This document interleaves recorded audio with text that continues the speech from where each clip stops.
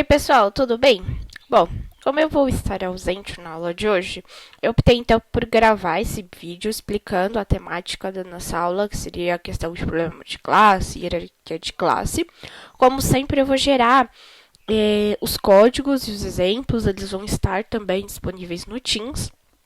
Essa nossa aula vai ser inserida como uma atividade, então, basicamente, fazer a visualização desse vídeo, assistir a aula. E no final vou deixar a perguntinha para que vocês coloquem as dúvidas. E na próxima aula eu vou poder então conversar com vocês sobre essas dúvidas e a gente dá continuidade no nosso curso. Bom, aproveitando, eu queria deixar o recado para que na próxima aula não faltem. Ela vai ser uma das aulas mais importantes que a gente vai ter no curso, porque ela vai fazer o relacionamento com as outras duas próximas. Porque a partir do Word2Vec eu vou falar sobre redes neurais, vou passar então a introdução e também vou dar uma puxadinha no assunto que vai ser a questão de IA generativa, que a gente vai falar um pouquinho mais para frente. Então, ela vai permitir que a gente fale sobre esses exemplos. E o Word2Vec, por trabalhar muito com linguagem, contexto, etc., ele consegue deixar mais ilustrativo o funcionamento das redes neurais, mas também ajudar com a parte de IA generativa, porque ele foi um carinha que veio um pouco antes disso. Então, ele começou, ele tem alguns artifícios e alguns formatos que vão nos ajudar a entender o que vem depois e como isso é formado. Então, bom, eu vou começar com... Vamos, então, iniciar formalmente essa aula. E peço, então, que vocês deixem as dúvidas, etc., através do Teams, tá bom?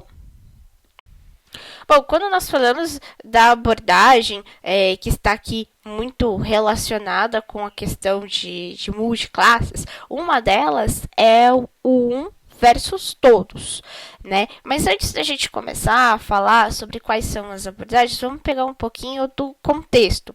Bom, problemas multiclasse, eles são problemas de classificação, onde a gente tem, obviamente, mais do que duas classes, porém, o meu algoritmo não lida bem com isso. Então, ele tem a restrição de trabalhar ali com binário e tudo mais, então sim ou não, positivo ou negativo, tem ou não tem, etc.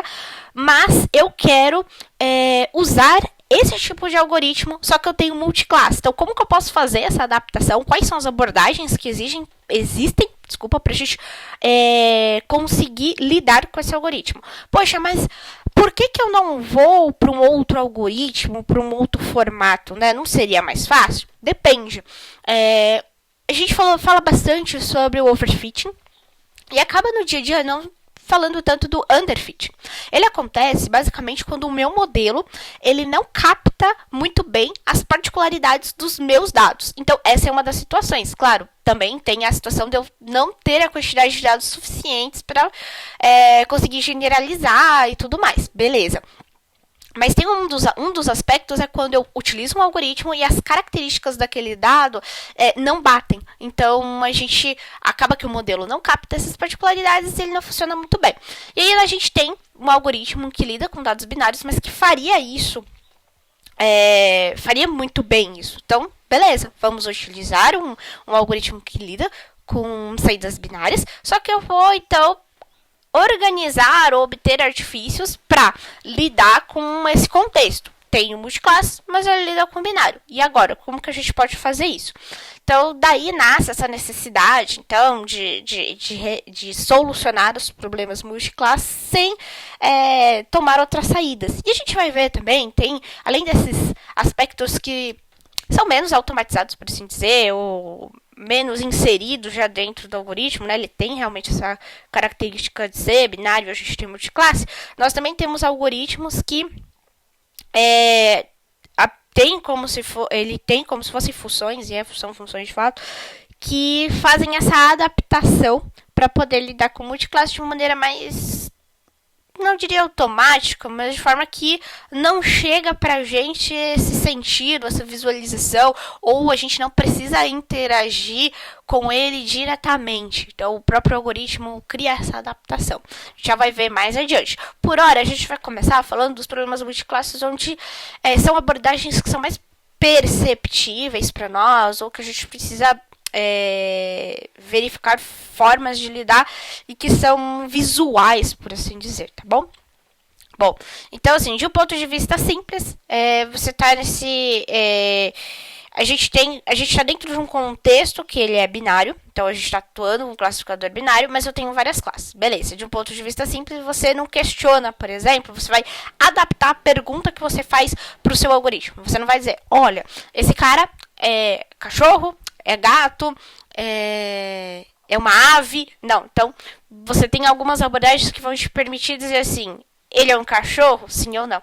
Ele é um gato? Sim ou não? Ele é uma ave? Sim ou não? E com base nisso, você vai então chegar na sua conclusão de qual classe pertence àquele animal que você está inserindo, que você está imputando ali, e utilizando o seu modelo, ele tem como objetivo chegar nessa resposta, por assim dizer. Beleza. Então, show, a gente tem um racional que é relativamente simples, na qual a gente adapta essa questão de busca ou essa estratégia, utilizando essa limitação, ou considerando, melhor dizendo, essa complexidade desse algoritmo, ou essa restrição, na verdade, que ele tem, né? Então, ele não consegue lidar com multiclasse, mas eu tenho esse contexto e vou utilizar um artifício para essa adaptação. Beleza. Então, os algoritmos de classificação binárias podem ser adaptados para essas tarefas de classificação de várias classes por meio de diversas estratégias. Aqui a gente vai falar de duas, são as principais, tá bom? Mais vistas em mercado, existem outras. Também vou falar sobre as outras formas de fazer isso, em algoritmos que a gente não tem tanto essa visualização, enfim. Então, a primeira delas, que a gente vai comentar hoje, é essa questão do versus todos. E aí a gente tem a segunda abordagem, que é a 1 versus 1. Então, vamos começando por essas. Então, bom, quando a gente tem o 1 para todos, né, um classificador binário é treinado para cada classe. E para cada classificador, uma das classes é considerada positiva em relação a todas as outras. E as classes são agrupadas como classe negativa. Então, voltando para o nosso exemplo, a gente tem um cachorro, temos cães, temos aves e temos gatos. Então, ele vai fazer a verificação treinando para cada classe. Isso daqui é um cachorro? É um gato? É uma ave? Então, ele vai agrupar esses negativos e alguns até conseguem lidar com probabilidades para trazer, então, essa informação. Quando uma nova amostra, então, ela é apresentada, cada classificador produz uma pontuação, uma probabilidade daquela classe ser positiva.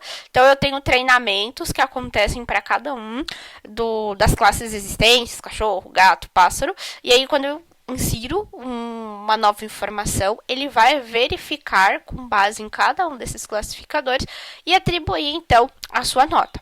Em tese, se eu estivesse inserindo informações que são de um cachorro, a pontuação do cachorro seria maior do que a do gato, o gato teria uma pontuação, e a da ave, dada as suas características, seria muito provavelmente o mais longe de todos.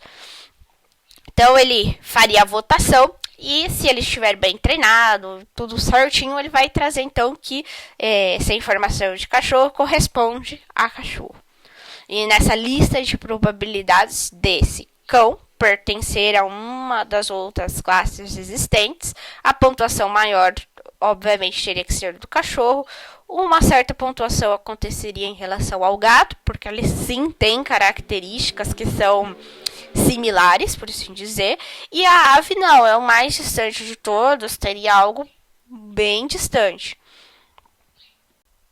Para a gente sair um pouco desse cenário, onde a gente está falando só sem uma imagem, né?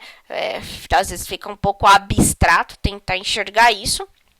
Aqui trago então uma imagem na qual a gente tem triângulos verdes, bolinhas vermelhas e quadradinhos amarelos. Beleza. Então a gente faz esse treinamento. Vamos treinar o triângulo. Então, ele vai precisar aprender a distinguir o triângulo verde das bolinhas vermelhas e dos quadrados amarelos. Feito. Passamos para a segunda etapa. Tenho as bolinhas vermelhas e ele vai distinguir dos triângulos verdes e dos quadrados amarelos. Feito. Próxima etapa, ele vai fazer o aprendizado onde ele tem então, os seus quadradinhos amarelos, que ele vai aprender a distinguir em relação aos triângulos e em relação às bolinhas. Então, esse item em relação a todos os outros é aprendido. O triângulo em relação a todos os outros é aprendido. A bolinha em relação a todos os outros é aprendido. O quadrado em relação a todos os outros é aprendido. E com base nesse aprendizado individual, por assim dizer, mesmo que eu tiver classificadores binários, né, a gente não tira a característica do algoritmo, a gente muda a abordagem para passar essas informações e obter os resultados. Então, eu vou continuar tendo a característica binária, só que eu vou dividir esse problema em partes. Por isso que a gente fala problemas multiclasse, como se a gente não consegue ou não muda, obviamente, a natureza do algoritmo. A gente apenas vai fazer esse tipo de adaptação para solucionar esse problema ou essa limitação que existe.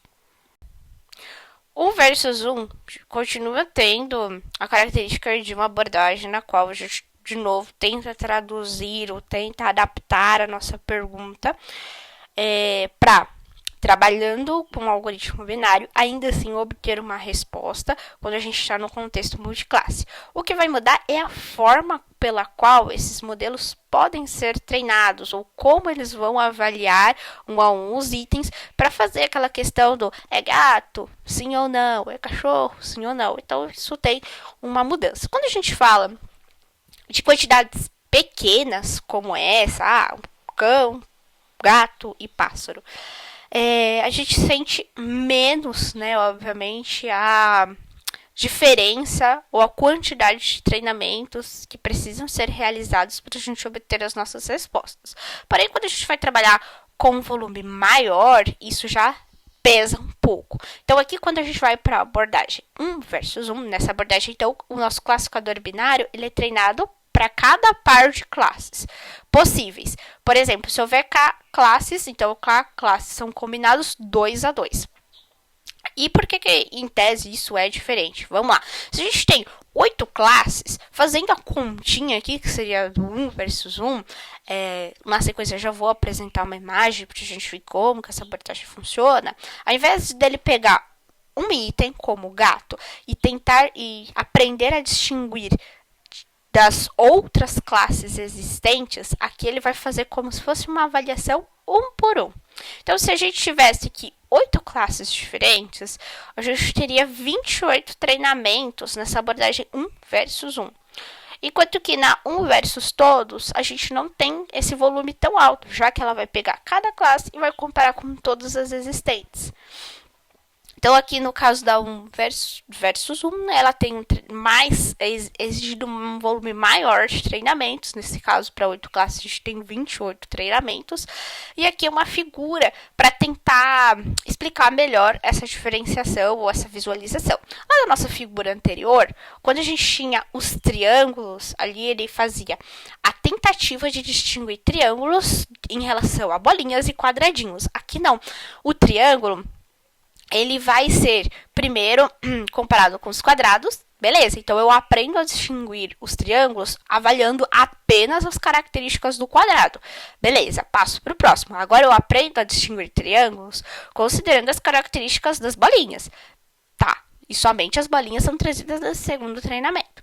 Então, e as bolinhas aprendem a fazer a distinção aqui em relação aos quadrados. Se a gente continuasse e aí ele vai passando e vai fazendo a avaliação dos itens.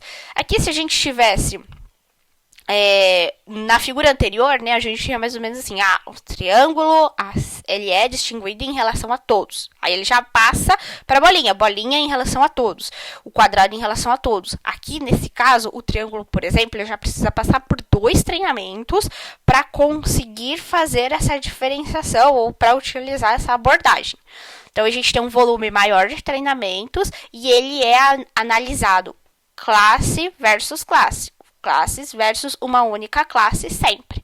Então, se a gente fosse fazer a avaliação, eu colocaria o gato, aprender a distinguir gato em relação a cachorro, aprender a distinguir gato em relação a aves. E no outro cenário, a gente tinha a avaliação do gato, aprender a distinguir o gato em relação a cachorros e aves. Então, tem essa sutil diferença entre eles, mas que na prática, né, impacta em tempo e em quantidade de treinamentos. Bom, gente, então vamos para a nossa parte de diferenciação, dos prós e contras de cada um. Quando eu falei do um versus todos, né, dá a sensação que ele é ótimo porque eu vou treinar menos vezes. Mas claro que se ele fosse perfeito, uma outra abordagem ela não existiria a princípio, a não ser que ela tivesse nascido antes, né? E possivelmente a gente não estaria passando para frente esse aprendizado, não estaria em uso no mercado hoje. Bom, um contra todos, embora tenha a questão de eu ter menos treinamentos, como um novo item, ele é treinado em relação a todos os outros, né?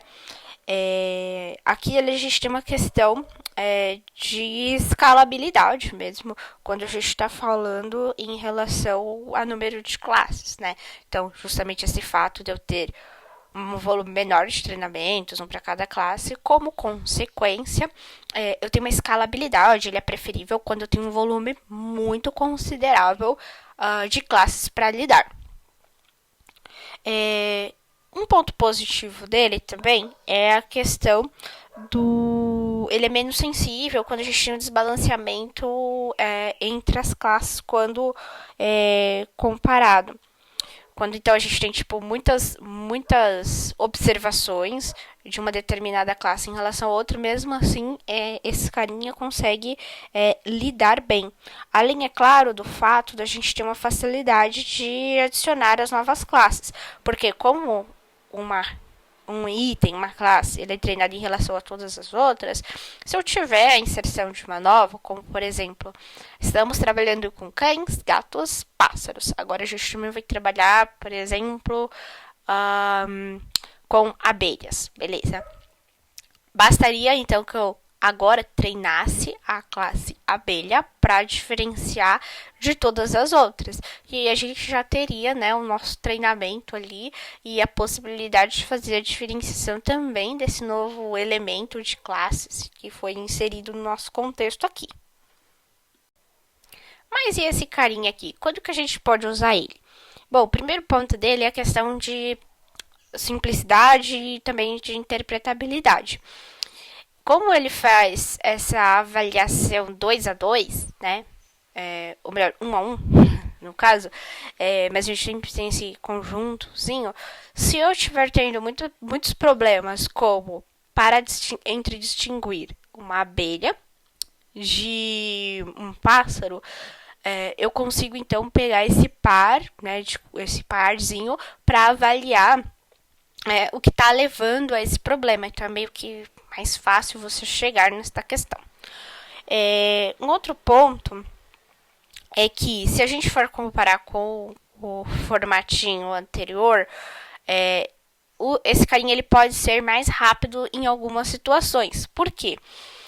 Levando em conta que no modelo anterior a gente pega um elemento, uma classe, e tenta comparar com todas as outras, a depender da complexidade, você tem um tempo ali considerável. Então, você tem um volume maior de treinamentos neste, que é 1 versus 1, mas no anterior, 1 contra todos, a depender da complexidade de fazer essas diferenciações entre todos os outros, ele consome tempo. Então, eu tenho menos treinamentos, mas cada um dos treinamentos pode vir a ser custoso. Então, isso vai depender da natureza dos dados. E aí, quando eu tenho 1 contra 1, 1 versus 1, nesse cenário, ele pode ganhar uma velocidade, porque eu limito a complexidade de você comparar um pássaro com uma abelha, comparar um pássaro com um cão, em momentos diferentes, não buscar todas as outras relações para fazer essa diferenciação. Então, aqui você pode vir a ganhar um tempo. Mas, no geral, essas são as principais diferenças entre esses itens. quantidade de treinamento. Então, se eu quero visar a redução, eu vou trabalhar com 1 versus todos. Se a quantidade de treinamento não é um problema, 1 versus 1. Se as minhas classes estão, então, desbalanceadas, o 1 contra todos vai ser melhor. Porque quando a gente pegar 1 contra 1 e tivesse desbalanceamento de classes, como que ele vai fazer essa diferenciação ficar muito mais complexo, certo? Porque eu tenho um volume pequeno de observações daquele contexto específico, já que eu estou fechando o cenário. Bom, e por fim, aí aqui a gente tem uma maior quantidade de classes no 1 contra 1, ou desculpa, de treinamentos. E o outro fator também é que no 1 contra 1 a gente tem essa visualização melhor dos resultados, no sentido de que se eu tenho toda vez que eu vou tentar identificar abelhas dentro das bases de dados, ele está confundindo com pássaros ou tem um volume alto disso, eu consigo pegar esse pedacinho, ou seja, essa parte que lida com essa diferenciação e verificar, por exemplo, se está acontecendo um cenário de desbalanceamento, se são as características que não estão muito diversas, estão impossibilitando esse ponto. Então, ele é interessante nesse aspecto. Bom, e nós temos aqui o que a gente pode chamar de classificadores diretos, que são os algoritmos que lidam mais naturalmente com problemas multiclasse, ou que lidam com multiclasse e que não faz com que isso se torne, por assim dizer, um problema. Bom, essa questão, então, a gente tem aqui o fato dele lidar diretamente e não precisar que utilize, por exemplo, one versus all, ou então one versus one. A gente já viu durante as aulas anteriores boa parte desses carinhas. Então, acho que vai ficar muito mais fácil da gente digerir esse aspecto deles. Bom, vou citar alguns exemplos e nos próximos slides vou pegar alguns algoritmos onde a gente consegue visualizar essa necessidade e o fato deles conseguirem lidar. Bom, primeiro, árvore de decisão, temos também o Randall Forest, por consequência, o Naive Bayes, redes neurais. Bom, vamos ver então agora um caso que isso fica mais explícito se a gente for parar para raciocinar um pouco sobre seu funcionamento. No caso, vamos começar falando aqui da regressão logística. Por quê? Ela é interessante justamente porque quando a gente vai fazer o uso dela, o mais comum é o conhecimento da regressão logística para fazer a avaliação binária. Mas, aí eu até comentei na aula, gente, já é super conhecida a parte binária, mas ele também tem um multinomial e ordinal. Tanto o multinomial como o ordinal, eles são multiclasse, né? A grande diferença é que um multinomial seriam simplesmente classes que não tem uma ordem específica, e o ordinal é quando a gente consegue estabelecer uma ordem natural entre eles, como, eu tenho clientes que estão insatisfeitos, pouco satisfeitos, neutros, muito satisfeitos, assim por diante. Beleza. Então, como que a gente tem esse algoritmo e ele tem essas duas faces? Bem, ele tem tanto a parte multinomial como ordinal, ela lida com multiclasse e a gente tem a probabilidade de um item pertencer a uma classe ou outra. Veja bem, se a gente for refletir o que falamos alguns minutos atrás, é basicamente a forma com que o 1 contra 1 ou 1 contra todos faz, né? Ele vai fazer essa avaliação entre as classes, aprender a distinguir, e quando eu trago uma informação, ele vai avaliar quais são os itens que tem, qual é o item que tem a maior probabilidade e elegê-lo como a classe para aquela nova observação. E aqui a gente tem a regressão, então, logística tendo justamente esse comportamento. E até foi visto que, assim, é legal porque através dele você consegue ver essa lista para verificar quais são os itens, além do elegido, quais estão ali mais próximos de ter aquela característica. Em muitos cenários isso pode vir a ser relevante, se a gente estiver, por exemplo, fazendo a probabilidade de um cliente ter um determinado perfil ou por exemplo, deixar de contratar os nossos serviços, né? A gente consegue enxergar ali aonde, dentro de uma classificação, por exemplo, nomear o quão próximo ele está de estar em um estágio e passar para outro. Bom, e até, enfim, o quanto, a margem que a gente vai estabelecer do quão seguro ele está. Então, às vezes ele foi elegido, mas estava super próximo também de ter uma virada de chave e não pertencer à classe que foi a superior. Então, às vezes a gente pode coletar ou olhar com mais atenção para esse tipo de informação, porque qualquer mero ruído ali poderia tê-lo afastado dessa classe e ter sido selecionada para outro, por exemplo. Bom, ok. Então, para isso, né, como que a regressão logística lida com isso e possibilita ter esse tratamento que é tanto binário como multinomial ou então ordinal? Bom, a gente tem aqui a regressão que a gente dá softmax. Com certeza, quem está atuando com redes neurais já ouviu bastante esse termo. Mas ele é um carinha que permite modelar a probabilidade de uma instância pertencer a cada uma das classes. Então, ele justamente traz essa possibilidade, que é um artifício que nos possibilita fazer a classificação. Ele basicamente vai transformando as saídas reais em probabilidades.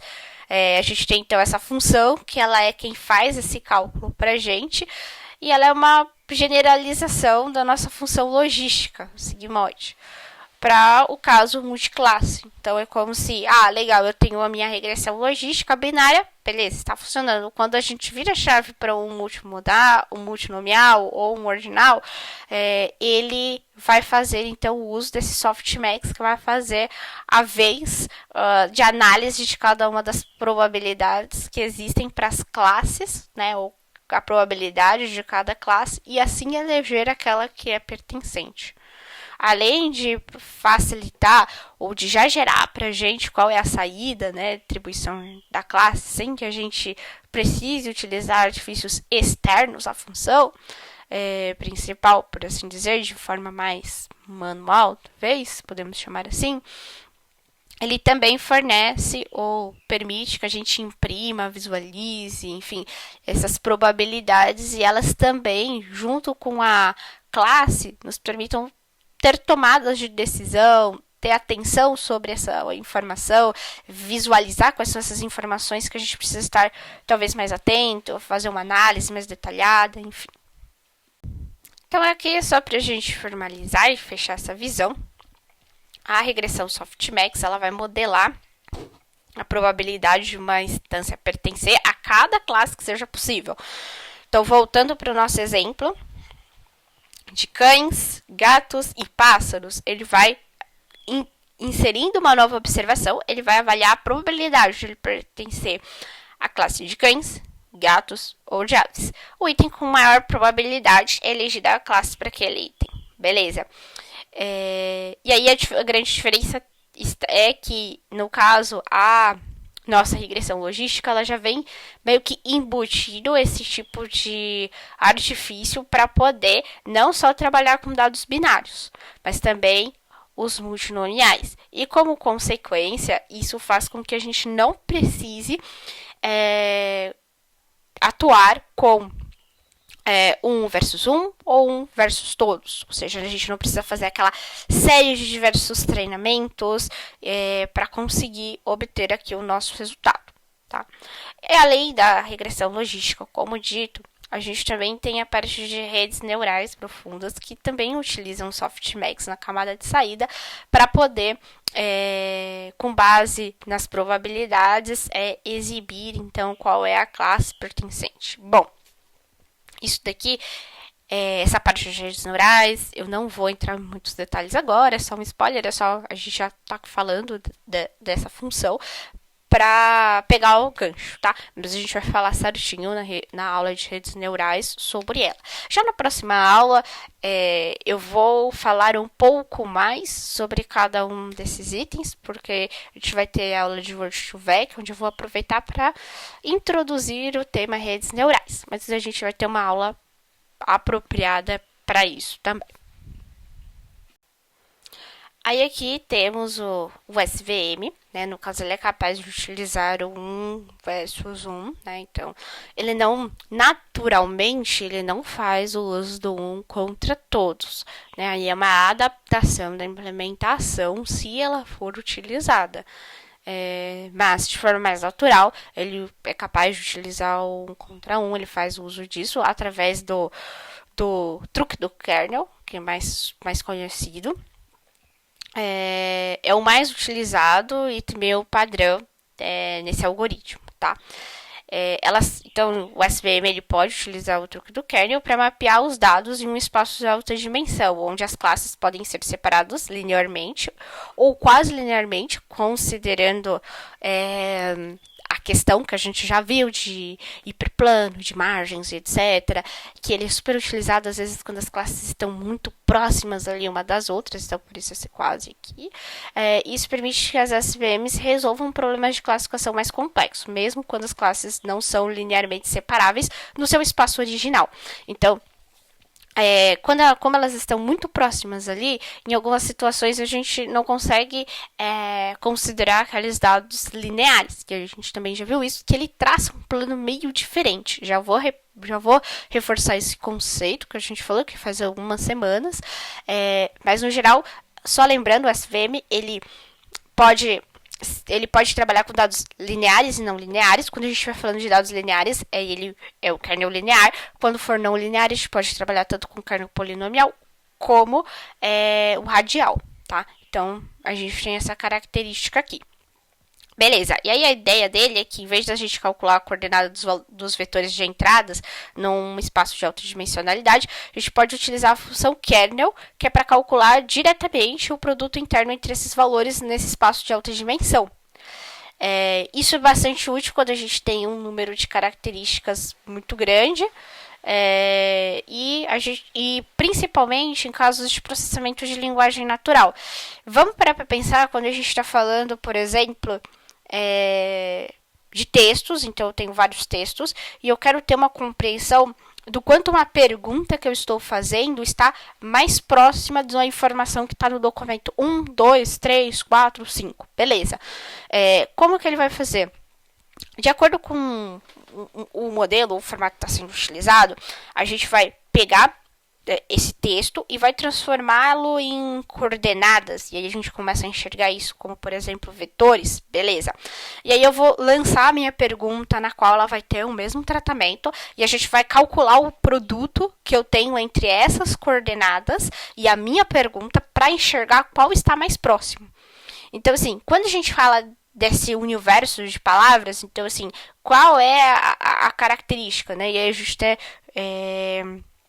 coloca aqui que são grandes contextos e tudo mais, e até essa questão do infinito, aí a gente entra no o infinito é real ou não, é muito abstrato. Aqui a questão é da qual eu não consigo, né, o que quer dizer nessa parte, basicamente, eu vou até ajustar esse texto, significa que eu não atribuo limitadores para essas informações, o que é bem comum em alguns cenários, você atribuir limitações. Então eu deixo ele meio que aberto e eu tenho meus usuários inserindo informações, a gente vai criando um grande banco disso, onde eu não conheço esse limitador para setar, e ele vai tendo essa possibilidade de ir fazendo esses cálculos. Mas, enfim, dado todas essas características de cálculo de coordenadas e tudo mais, aqui a gente falou bem especificamente da parte de palavras, mas o SVM, quando ele olha palavras no sentido de contexto e de proximidade entre elas, mas quando a gente pega para falar um pouco mais sobre o SVM, ele tem, ou ele utiliza, melhor dizendo, esse truque do kernel para reavaliar as coordenadas, mesmo quando eu estou falando de dados em si, mesmo quando a gente está enxergando a classificação de cachorros, de gatos, de aves, etc. Eu vou trazer aqui uma figura e eu acho que isso vai ficar um pouco mais claro. O trouxe algo similar, mas como eu disse, já faz muitas semanas, acho que é legal a gente só rever esse cenário aqui. Então, bom, aqui só lembrando, né, o SVM, então, ele tem a capacidade de ajustar, ou melhor dizendo, meio que reajustar as nossas coordenadas, os nossos dados, sem que haja uma distorção considerável dessa informação. Então, a título de exemplo, aqui vamos começar com essa figura abaixo, que eu acredito que ela seja a mais simples para a gente trabalhar, que seriam essas daqui. Beleza. Aqui a gente tem basicamente um item que está nessa linha e um segundo aqui abaixo. Ok. Quando a gente coloca o SVM em ação, ele vai refazer esse plano, como a gente tem aqui na nossa segunda imagem, mas de uma maneira que eles não são exatamente distorcidos. Aqui ele está basicamente reavaliando apenas o nosso hiperplano. Então, ele está chegando à conclusão de que essa separação ela não é adequada.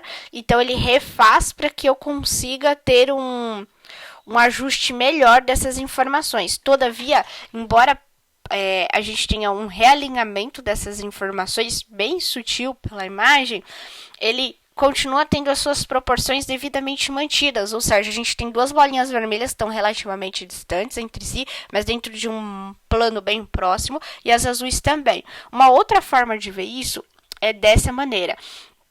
Quando a gente aplica o truque do kernel e a gente consegue melhor separar essa imagem através só de uma distribuição de plano. Algumas informações elas não são bem visualizadas quando a gente está trabalhando em 2D.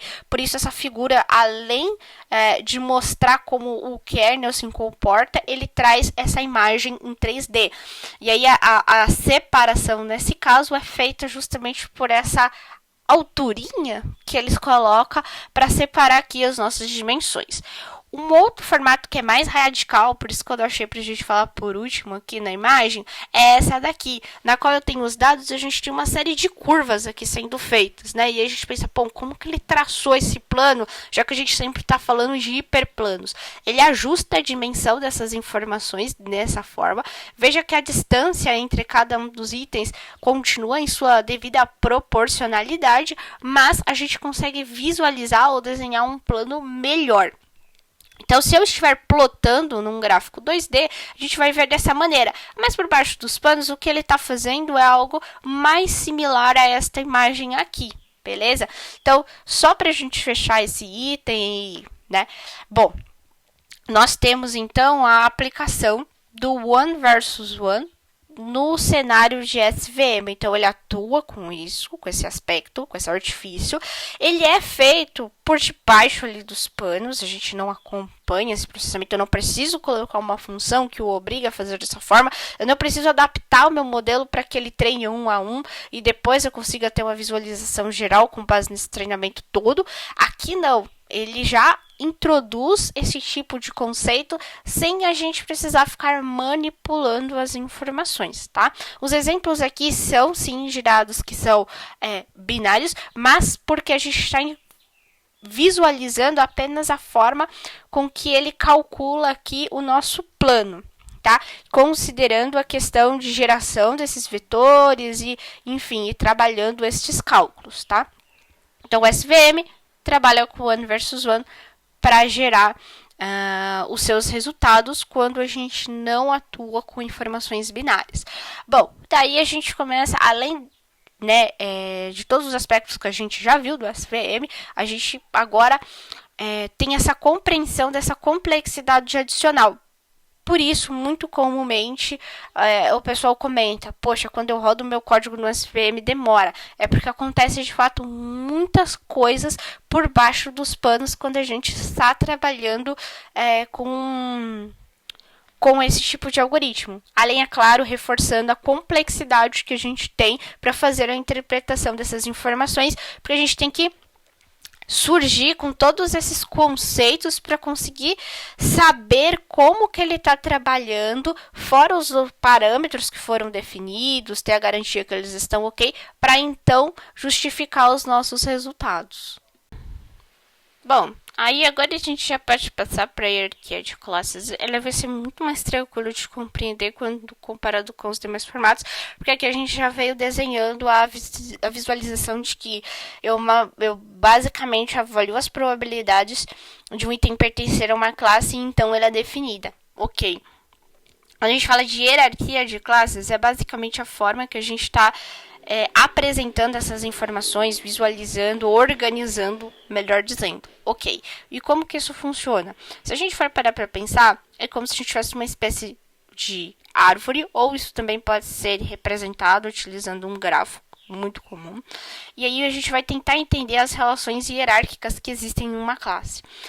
Se a gente fosse voltar para a parte de grafos, para não falar sempre de árvores, embora a gente possa ter um gráfico que é uma árvore também, mas enfim.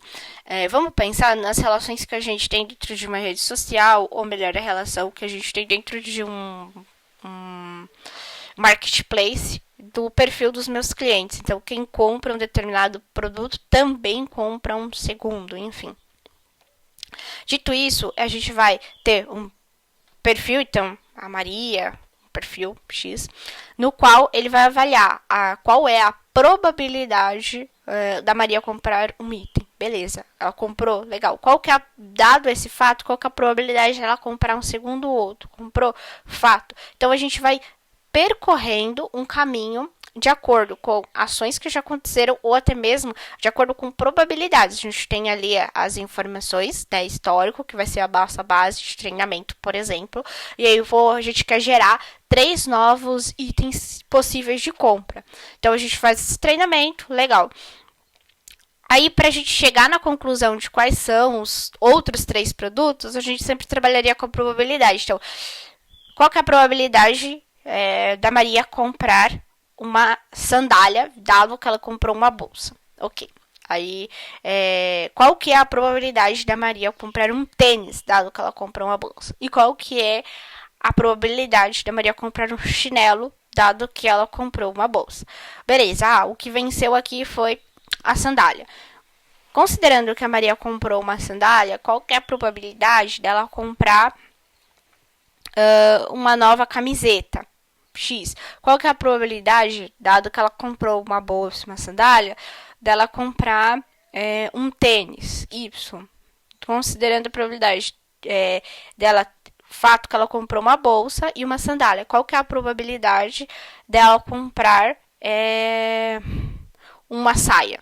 Ah, legal, a probabilidade maior é de comprar uma saia. Então, assim, a gente vai delineando essa hierarquia. Se a gente estivesse falando aqui de animais, a gente também poderia ter essa organização, essa visualização. Então, se a gente estivesse trabalhando com dadas características, então a gente poderia, dado que esse animal ele tem asas, ele tem penas, ele tem 2 patas, ele não voa e tem um bico. Ok, qual que é a probabilidade dele ser um bem-te-vi, dele ser um sabiá ou dele ser um pato? Então, aqui, dentre os 3, quem não voa, tem bico, tem 2 patas, etc., é o pato. Então, a gente chega nessa probabilidade, por assim dizer. Ok, mas como que essa probabilidade é calculada? De onde ela surge? Onde vivem? Beleza.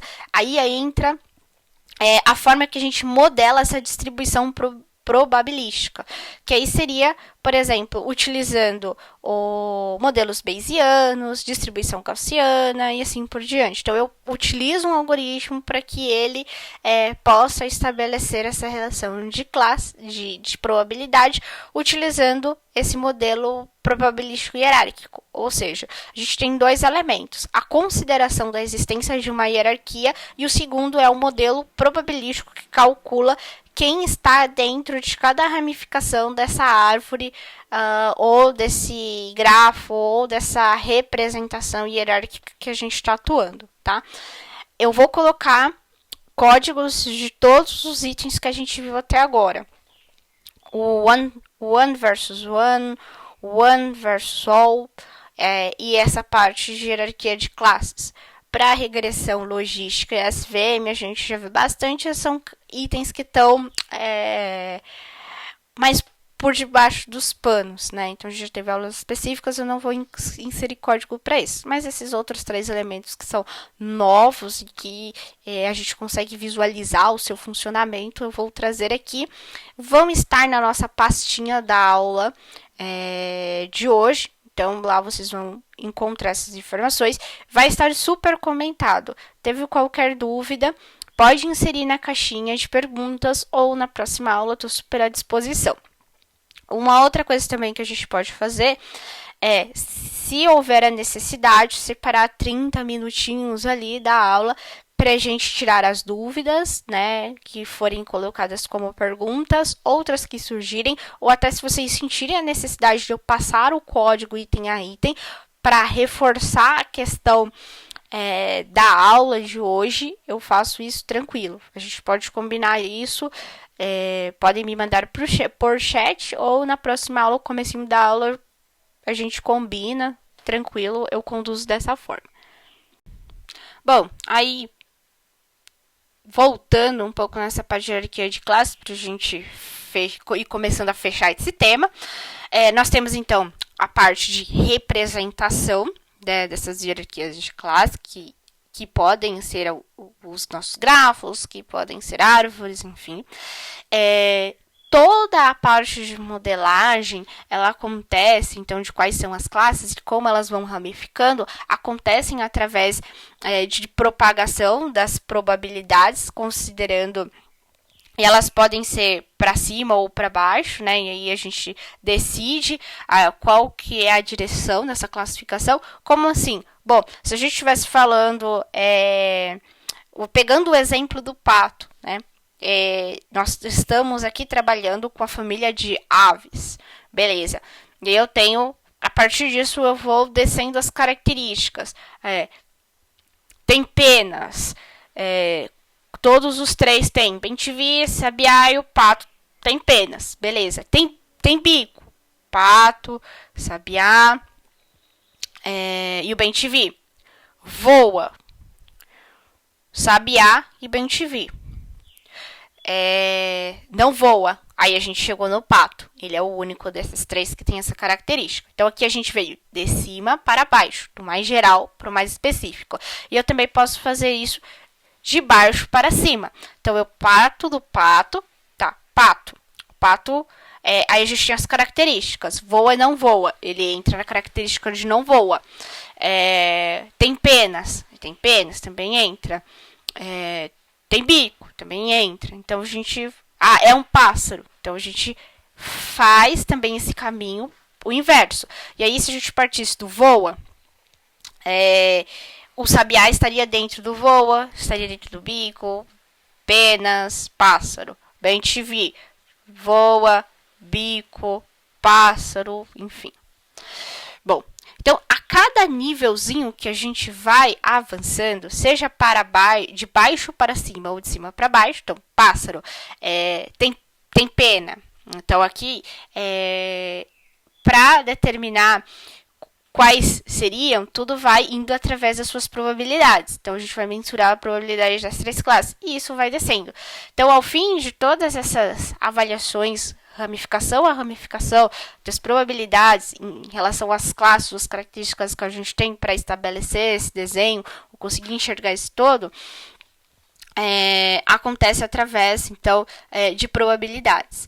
E aí, por fim, né, a gente tem, durante o processo de inferência, né, essa hierarquia de classes, ela vai calculando dos diferentes níveis de hierarquia. Isso pode ser usado utilizando as técnicas de inferência probabilística, então a gente também consegue inserir essa complexidade na avaliação das probabilidades.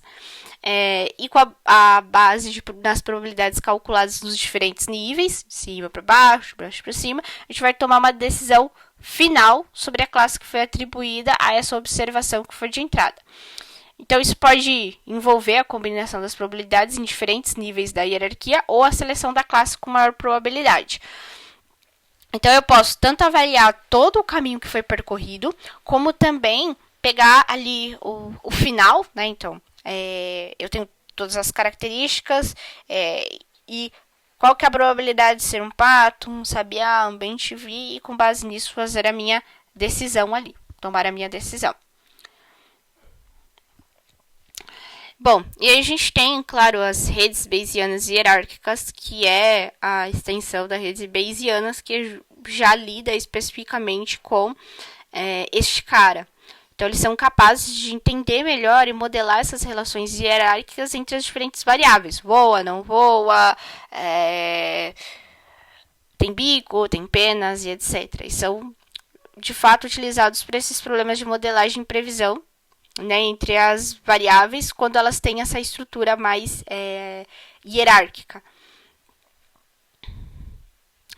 As variáveis aqui, elas devem ser, né, organizadas nessa estrutura hierárquica justamente para refletir essas relações. Então, por isso que a gente falou basicamente dos grafos, das árvores, porque elas são mais representativas em relação a, de fato, um conceito hierárquico ou mais sequencial ali.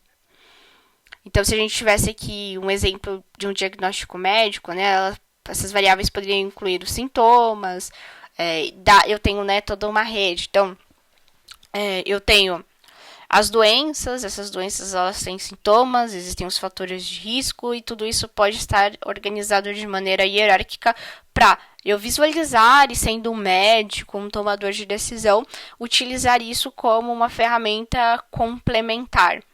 Então, enxergar, dado os sintomas, quais são as doenças que estão dentro dessa ramificação e qual é a probabilidade de ser aquela doença, né? E isso é algo bem real, porque a gente, toda vez que tem um conjunto de sintomas, existem probabilidades de serem diferentes doenças. Muito dificilmente você tem uma doença que tem os seus sintomas muito, muito bem caracterizados e exclusivos, né? Inclusive, a ocorrência de um sintoma e a ausência de outro pode variar a doença que faz parte. Então, com isso, a gente pode enxergar tanto o fator de exclusão como uma possível ramificação, certo? Então, com isso, estruturar esses dados através de um grafo, a título de exemplo.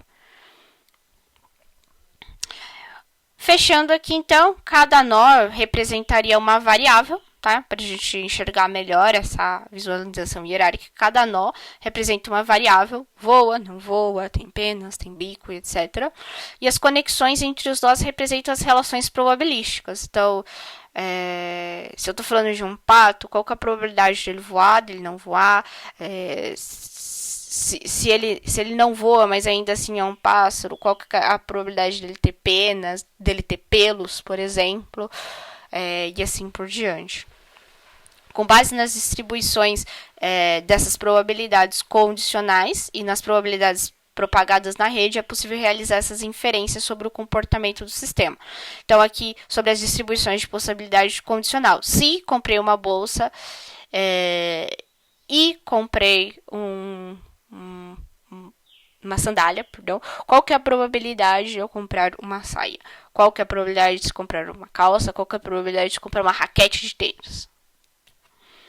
Então, a ideia é eu fazer ou eu possibilitar, eu conseguir modelar dentro desse cenário ou nesse sentido. Bom, aí agora a gente tem aqui também a segunda parte da aula, já a parte final, porque ainda tem os algoritmos, onde a gente vai falar da curva ROC, beleza? Vamos lá, então. Então, vamos lá. Deixa eu pegar aqui minha caneta. Bom, o que a gente está mais acostumado a ver é esse formatinho aqui da curva ROC. Por quê? Quando a gente normalmente enxerga esse cara, ele está muito otimizado e normalmente algo de errado não está certo. Vamos entender por quê. Bom, primeiro vamos partir aqui do objetivo, né? Nosso objetivo é otimizar a troca entre a taxa positiva falsa em relação à taxa positiva real. Então, eu quero que essa barriguinha esteja aqui mais para cima, ou seja, a gente quer ter uma taxa positiva real mais adequada. Em outras palavras, quando a área está sobre a curva, a área sobre a curva A ou C, então a gente estabelece esse limite, né? Quando ele está acima dessa linha, tá? Porque aí é como se eu tivesse aqui acima dos meus 50%, tá? Então ele meio que estabelece que a gente tem aqui na linha o nosso 50%, e tudo que tem em cima desse cara é o que a gente chama de curva ROC, tá? Então, quem é o ROC? É basicamente essa curvinha que ela passa a existir. Aqui ela, no caso, a nossa curva está com uma reta. Aqui ela está super zerada. Aqui ela está sobreajustada. Então, a curva ideal na imagem da esquerda, ela está preenchendo 50%, ou seja, você é capaz de distinguir entre os resultados negativos e resultados positivos 100% do tempo. É um cenário bastante improvável, porque muitas vezes significa que o seu modelo ele se sobreajustou, ou seja, ele pegou muito bem as características daquele dado. Isso é legal, só que se você for inserir novas informações, ele não vai conseguir generalizar. Então, a gente está dentro de um cenário de overfitting, ou seja, não é bacana. Visto que a intenção é justamente a gente generalizar os nossos dados para captar novos, né? Os que a gente tem ali de teste, a gente obviamente já conhece a resposta. E para os novos? Então, a ideia de chegar a 100%, de ter esse ajuste dos mínimos detalhes, não é ideal. Então, aqui a gente consegue enxergar alguns pontos. Quanto mais a gente for para a direita, tá? Mais a gente pegar as figuras aqui da direita, como essa, por exemplo, pior será a nossa detecção. E aqui o ideal que a gente normalmente vê na literatura é justamente essa curvinha aqui com seu AUC aqui em 75%. Obviamente ela pode estar um pouco mais aqui, né? A gente adoraria aqui uns 85%, 90%, tá? Então, tudo que está acima dessa linha e essa curva que é fácil, a gente tem aqui a curva ROC. A gente tem esse AUC, que é a linha, então, a área sobre a curva. Quanto mais próximo está a nossa curva sobre a área sobre a curva, pior é. Então, ir para baixo, aí que a gente está bem longe, né? Então, eu acho que o ideal, isso é bem tranquilo, acho que de conhecimento geral, né? A gente tendo um 50% é bem ruim. Abaixo disso poxa, esquece, estamos jogando uma moeda para cima, né? Então, a gente precisa ter aqui, no mínimo, acima de 50%, por isso que ele já parte dessa linha ou dessa premissa, tá? E aí, a barriguinha que vai surgindo ou a ausência dela, mesmo não tendo, aqui seria a nossa curva ROC, tá? Barriguinha. Então, só para reforçar, quando a gente tem cenários como esse de 100%, é preocupante, porque a gente possivelmente não está conseguindo modelar, ou não conseguirá modelar ou predizer as informações de novos dados, porque ele está muito ajustado às informações que a gente está lidando neste momento. Então, aqui olhando os nossos gráficos maiorzinhos já, e acho que fica mais fácil dessa visualização, né? A gente quer chegar mais perto possível do que a gente tem em relação aos dados positivos reais.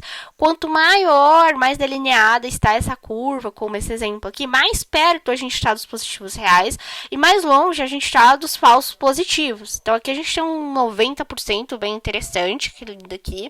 Aqui a gente já baixou um pouquinho, a gente já está mais... A barriguinha fica um pouco mais próximo do falso positivo do que...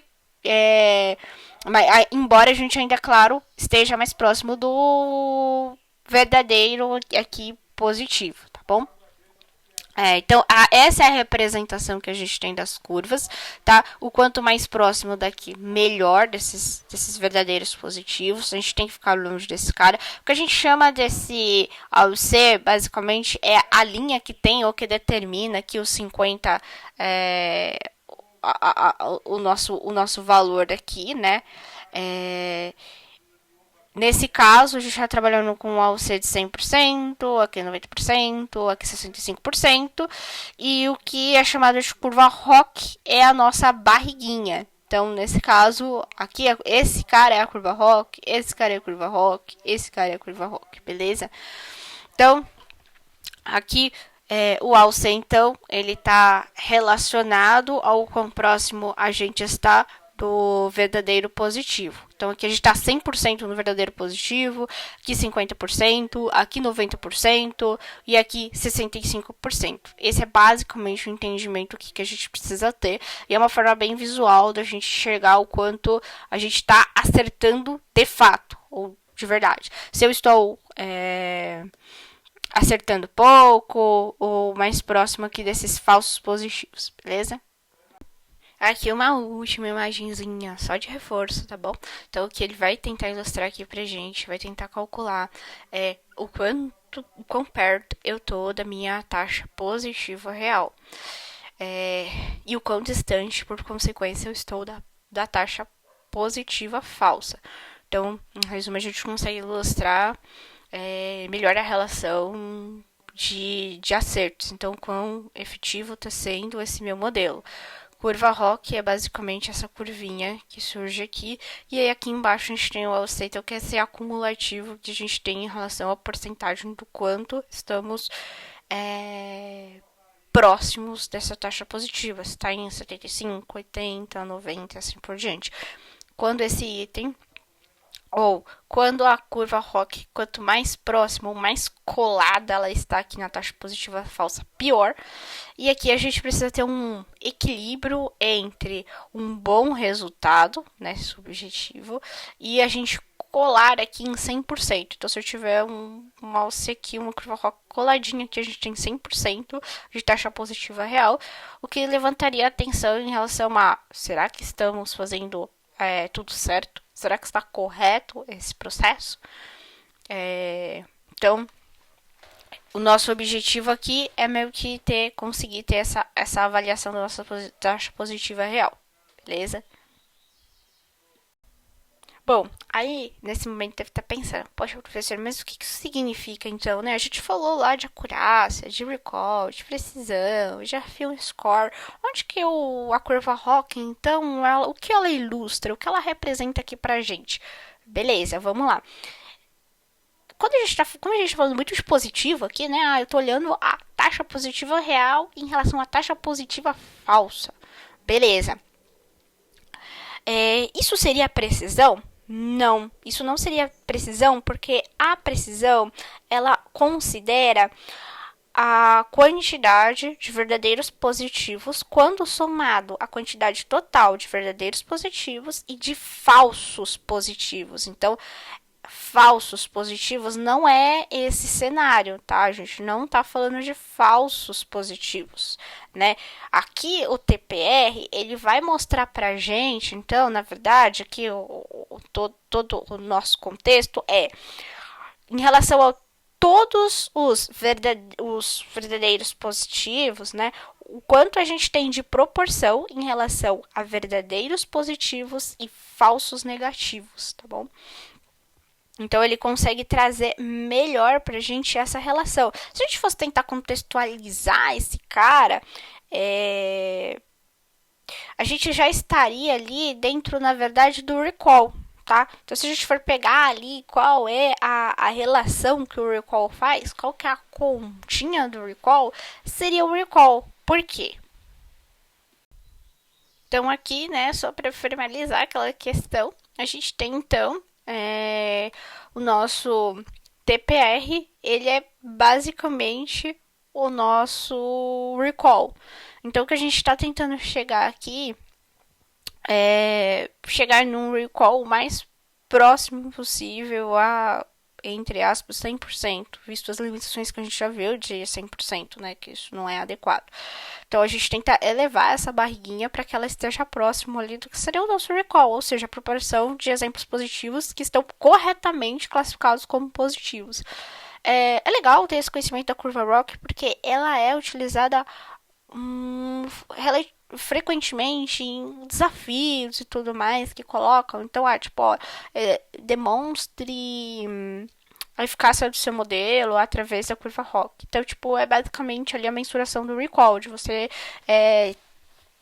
ampliar ou garantir que a sua quantidade de exemplos positivos estão corretamente classificados como positivos, tá?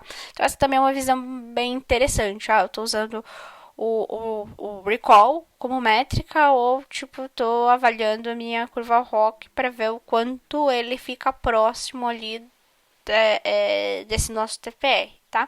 E aí, só para ter também a equação do que seria o FPR, então, basicamente a proporção de exemplos negativos que são incorretamente classificados como positivos. Então, logo, se eu estou reduzindo a proporção de exemplos negativos que estão incorretamente classificados como positivos, então eu estou aumentando ali a proporção de positivos que estão corretamente classificados como positivos. Aí aqui é basicamente minha conta, né, onde ele vê a quantidade de falsos positivos quando comparado a todos, né? Os falsos positivos mais os verdadeiros negativos em termos de proporção, e aí ele gera então esse equilíbrio, tá? Se eu estiver olhando basicamente o TPR, então eu tenho ali a mesma equação do recall, tá? Então, espero que essa parte da curva ROC, então, esteja mais claro e a gente consiga, então, ter esse fechamento dos nossos entendimentos. Fechando e concluindo essa etapa, a gente vai passar para o último tópico. Na curva ROC, então, basicamente é o que a gente enxerga. Então, esse é a curva ROC. Ela vai mensurar, então, o quão próximo estamos de ter a proporção de exemplos positivos que estão corretamente positivos. Então, nosso objetivo é chegar o mais próximo desse 1, ou seja, do 100%, e estando o mais distante possível da proporção de exemplos negativos que estão incorretamente classificados como positivos. Nosso objetivo, então, aqui é redução de proporção de exemplos negativos que são classificados incorretamente como positivos, tá? De maneira que a gente tenha os nossos positivos, de fato, classificados como positivos, tá? O TPR isoladamente é basicamente a mesma equação que a gente tem pro recall, tá bom? E é isso, pessoal. Vamos passar aqui para o próximo tema. Falar aqui brevemente da validação cruzada. É um tema bem levinho, então vai ser tranquilinho aqui para a gente matar esse assunto. Bom, primeiro, claro, definições. Então, na validação cruzada, o que a gente faz basicamente é dividir o nosso dataset em K partes, tá? Esse K, ele é diferente dos outros, que a gente tem uma série de meios de enxergar qual é o valor ideal. Normalmente, ele é recomendado que a gente coloque K igual a 5 ou K igual a 10, tá bom? Então, nesse aspecto, vem o termo, então, né, o K-fold cross-validation, que nesse cenário, então, K igual a 10, e a gente considera, então, que a gente vai dividir o nosso dataset em 10 grupinhos. E a gente vai fazer várias iterações para cada grupo. O grupo é separado para teste, então a gente tem um décimo ali de parte de teste, e os demais são utilizados para treinamento. Depois, a gente vai pegar uma segunda partezinha desses 10, para teste e os demais para treinamento. Então, a gente vai iterando de forma que a gente passa basicamente por todos esses pedacinhos, fazendo treinamentos e verificando, treinamentos e testes. E a gente vai salvando essas métricas, então, para cada um das iterações que aconteceram. Para que depois a gente consiga ter uma visão geral de como o nosso algoritmo está se comportando. Qual que é a ideia aqui? Normalmente é pego partes aleatórias, né? Então a gente pega ali 20% para testes e o restante para treinamento. Esses 20 são aleatórios. A gente entende que a questão do aleatório ajuda a não enviesar esses dados, mas pode acontecer, claro, de justamente a gente pegar os X melhores exemplos para fazer os testes com melhor desempenho, algo desse tipo. Então, ele é realmente, né, um processo de validação. Então, a gente vai passar por de forma mais exaustiva por essas informações, testando, treinando e testando com maior volume, por assim dizer, para depois avaliar melhor essa média. Legal.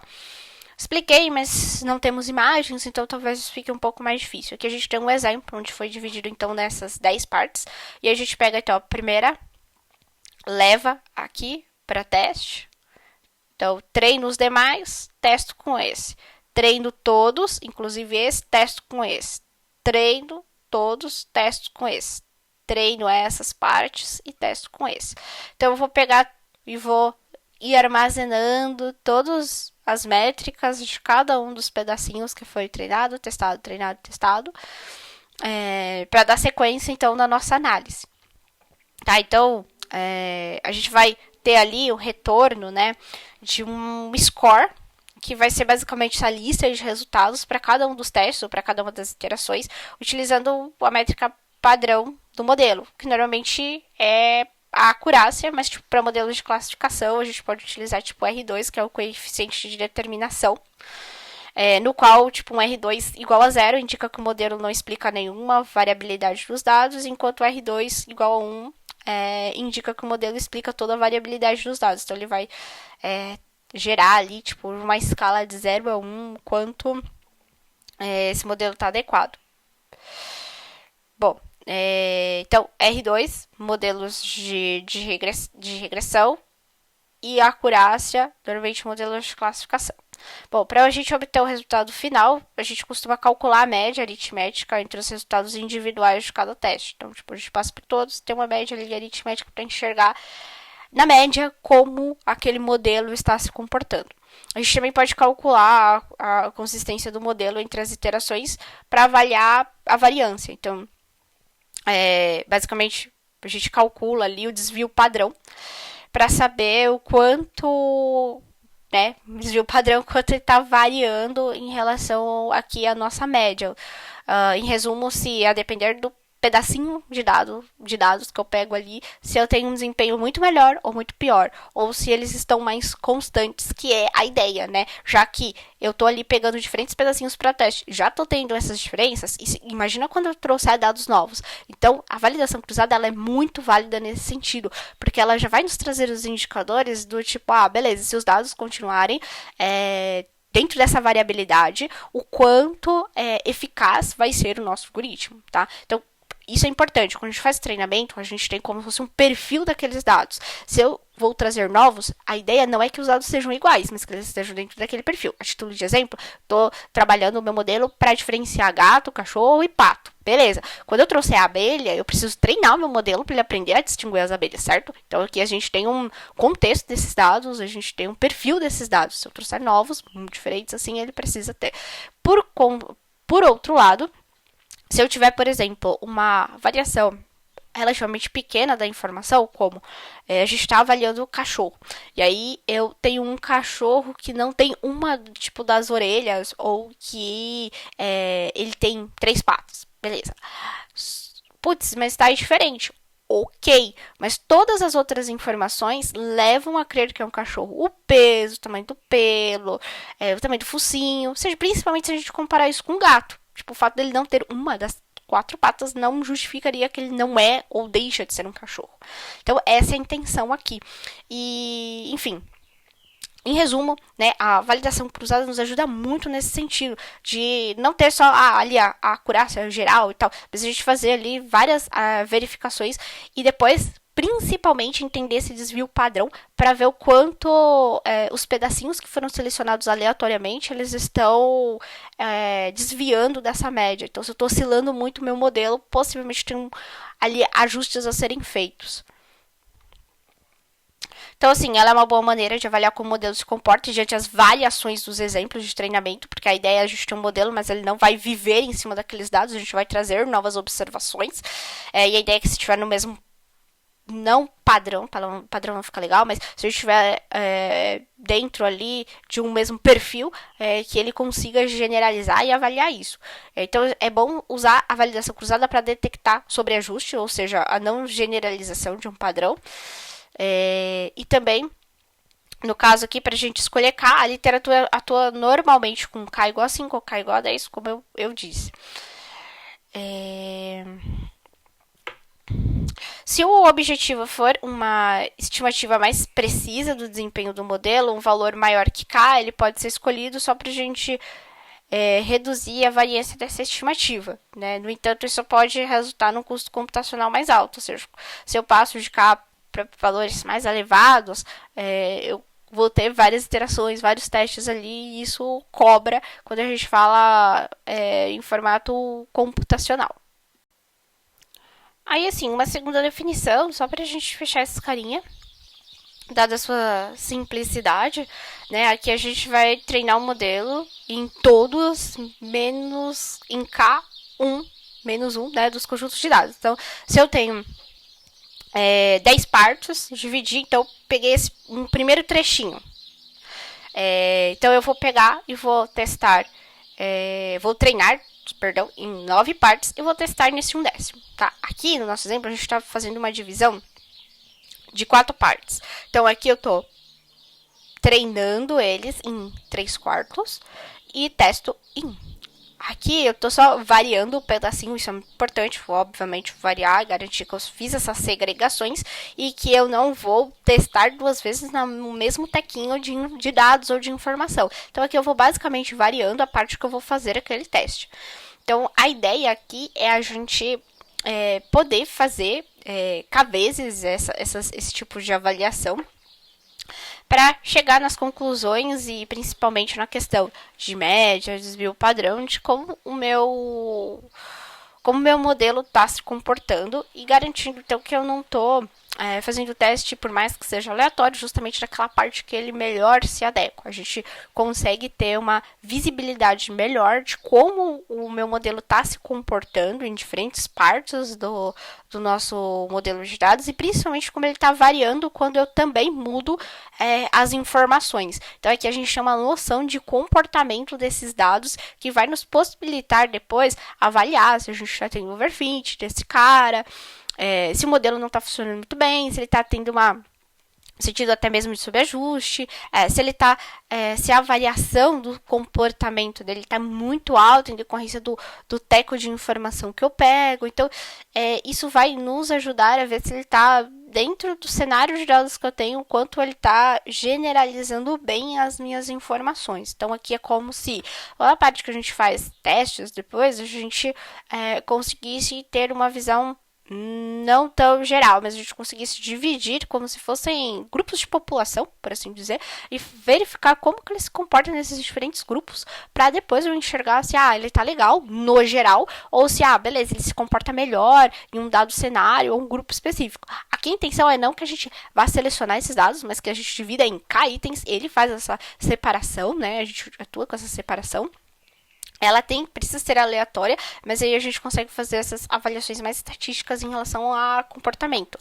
É como se a gente tivesse, por exemplo, a acurácia, o recall, a precisão, fosse uma espécie de um painel geral de como esses dados estão se comportando, de como os dados estão se comportando, o nosso modelo está se comportando em relação àqueles dados. E quando a gente faz essa questão da validação, ele nos permite, então, colocar da validação, ele nos permite colocar uma lupa para enxergar um comportamento um pouco mais em detalhes e poder ver média, desvio padrão, e aí a gente já começa a poder aplicar algumas ferramentas estatísticas para entender como ele está se comportando num nível ali de detalhe mais adequado, beleza?